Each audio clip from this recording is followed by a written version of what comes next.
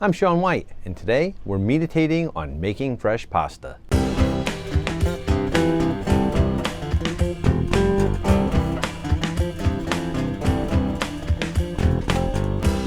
So one of my favorite things to make in the kitchen is fresh pasta. I love pasta because it's such a great vehicle. There's different shapes, different sizes, different types.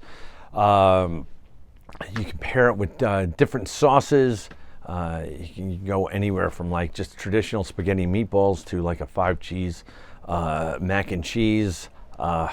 It's so easy and so versatile. So that's why I enjoy doing it. And I really like making pasta from scratch because it's not that difficult. Can it be difficult? Yes, absolutely. You've probably seen videos of the giant, mound of flour with the wells scooped down, a whole bunch of eggs, and incorporate blah, blah, blah, blah, blah, blah, all right? Or all like these different pieces of kitchen equipment to like roll it out, or extruders and everything. Yes, it can be complicated, but that's not what we're going to do today. Today we're going to go with a nice, simple, and easy pasta recipe. We're basically looking at two main ingredients. Don't really need much in regards to kitchen equipment. So let's jump in and get started.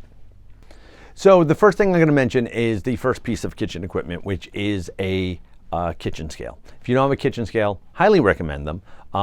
They are not expensive at all. This is the one that I use all the time. I think it cost me like $12. It's pretty small. It travels with me if I need to go do demos at a client's place. And it's pretty beat up at this point as well. But if you're doing a lot of recipes that you need to do accurate measurements, kitchen scale is just going to be great.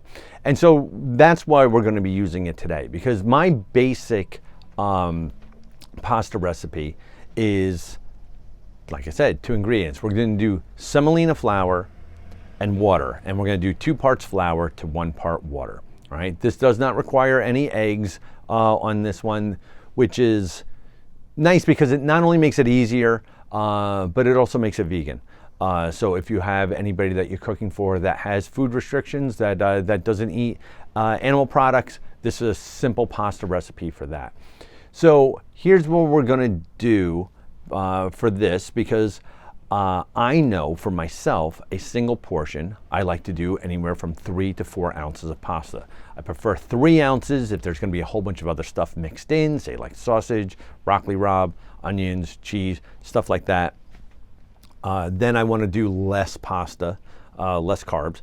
And then if it's going to be where the pasta is the star of the dish, I might go 4 ounces. So if I'm going to do like a pesto pasta, I'll probably go more 4 ounces of pasta rather than less. Now, this is a good serving size for me. This is one of the problems that I have with boxed pasta, which I don't have a problem with boxed pasta, but one of the problems I do have with it is the fact that most of the time people don't weigh out the right amount, the serving size. So you might sit there and throw in a whole bunch of pasta and cook it all, and then overeat and have too many carbs, and that can lead to negative things. Go back and watch our last video on carbohydrates, and we discussed that. So making sure you're doing a good portion size for you is key. So here's my recipe for a single portion size. It's going to be 70 grams of semolina flour, and then we're going to mix it with 35 grams of water, right? So that's my 2 to 1. So now, I do things probably in a manner that would make Italian known as I'm going to take this gigantic chopstick, which was just kind of like a joke thing that we have, but I love it for starting to mix up my pasta. This way I can incorporate the flour into the water without getting it all over my hands and getting it all like gunky. And when I start getting a fairly good consistency, then I switch over and I start kneading it with my hands. Now, all we're doing at this point is we're trying to incorporate the flour into the water. You can also think of it like playing with Play-Doh. Just as a kid, like now we're having fun, right? So we're just going to keep taking it, we're going to knead it, we're going to mix it together until we don't feel that grittiness or the granules of the flour. Once everything incorporates in together and we get a really nice consistency, then we're going to take it and we're going to put it off on the side. Now, That being said, if you don't have a kitchen scale, could you still do this and achieve this consistency? Yes, absolutely. You can start with the flour, however much you think is about right, start incorporating water and keep slowly adding in water until you get the consistency that you want. You don't need a chicken scale or a kitchen scale for that matter. I don't even know what a chicken scale is. So you can do it that way as well. So once we get that consistency, we're going to take it, we're going to wrap it up, or we're going to put it in a Ziploc bag. We're going to put it off on the side and we're going to let it rest, right? This is kind of paramount. Could you start rolling it out at this point in time? Yes, you could. It's going to be a little bit more difficult though. So what we want to do is we want to let everything rest. We want to let that gluten rest so we get a little bit more of that elasticity when we go to start rolling out stuff. So this is a perfect time while you put it off on the side to get all the other components of your dish ready. Also to put on your hot water. So when you go to cook it, it's ready for you, right? So let's put this off on the side and then we'll come back to it in about 20 minutes and we'll go from there. All right, so now we're back. We have our dough. And 20 minutes is good. 30 minutes, it can go longer. It doesn't really matter as long as you make sure you give it a rest. So now what we're going to do is we're going to take our dough and we're going to take some all-purpose flour and we're going to put it on our cutting board and put our dough in the middle of it and coat it on both sides. And we're going to roll it out. So I like using a French rolling pin. You might have just a regular one. The only difference between the two is a French rolling pin is tapered. I tend to find I get a little bit more control out of it. This one just happens to be absolutely gorgeous. It's made by a company called Earlywood. They do a whole bunch of like really super nice wooden kitchen utensils. We like them as a company. This is probably one of my favorite things that I have in my kitchen right now. If you don't have a rolling pin, you can use an empty or full bottle of wine. You can use a dowel from a craft store or a hardware store. We have one that we cut down for when we're doing like really kind of like small like dumpling wrappers and stuff like that. You can use a soup can. Basically all you need is something that's hard and round that you can like press down and kind of roll the dough out. So we're going to make sure that our dough is heavily floured so this way it doesn't stick to the board, doesn't stick to our rolling pin. And we're just going to keep rolling it out as far as we can go and we're going to try to get it nice and thin, right? We don't want thick pasta because that's just kind of gunky and doesn't really taste as good. So we're just going to keep rolling it out and periodically I'm just going to run my hand over the top of it to see how even it feels. I want to have everything good and consistent. I don't want to have thick parts and thin parts. I want to make sure it feels consistent all the way through. So once we get it to that point, all we're going to do is we're going to take our dough now. I'm going to fold it over onto itself, making sure it's still, floured heavily so it doesn't stick. I'm going to fold it over, fold it over, fold it over. Now I kind of have like this strip of pasta. And I'm going to take my knife and I'm just going to start cutting the size pieces that I want, right?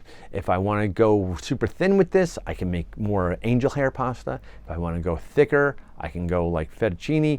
I can go even thicker. I can make something like really rustic.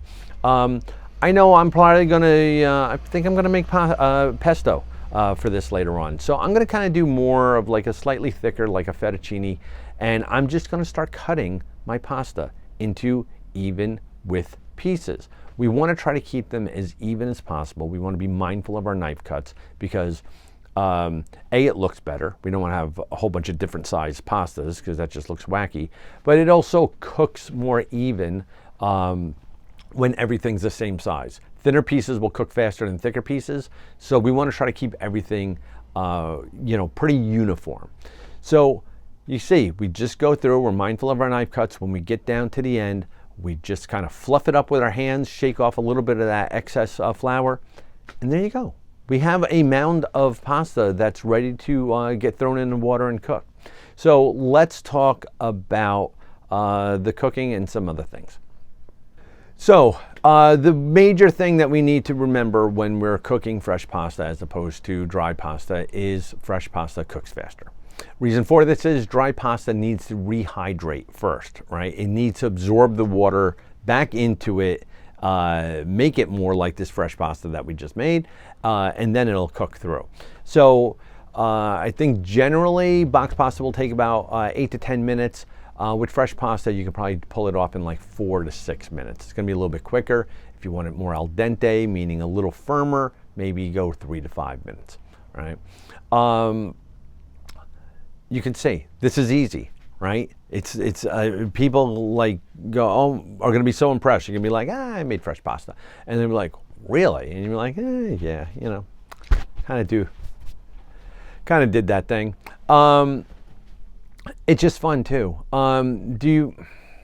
Am I against box pasta? No. Have I bought? I haven't bought any in years because I enjoy making this so much. But there's nothing wrong with box pasta. Just make sure you find stuff that is limited ingredients. If it just says durum wheat, which is semolina, durum wheat and water, that's exactly what you just made right now. Right? If you start seeing with a bunch of extra salts, sugars, preservatives, things that you can't name, then stay away from it. Right? The other thing with box pasta is just make sure that you're hitting the actual serving size and not going crazy with it.